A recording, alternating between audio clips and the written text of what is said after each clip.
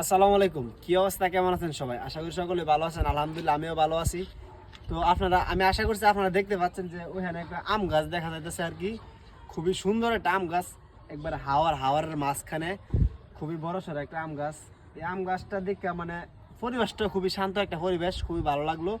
তো হয়তো এনে কৃষকরা কাজ করে, দিনের বেলা কড়া রোদের মধ্যে কাজ করে, প্রচন্ড রোদের মধ্যে কাজ করে হয়তো এই গাছের নিচে বিশ্রাম করে। খুবই সুন্দর একটা পরিবেশ, খুবই ভালো লাগলো দেখা।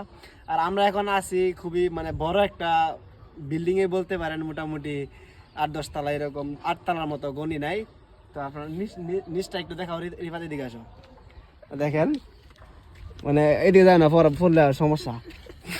তো আমরা আসছি, খুবই ভালো লাগতেছে, অনেক উপরে আছে আমরা। এদিকে দেখাও, খুবই ভালো লাগছে, বিশ্বাস করেন সেই লাগতেছে।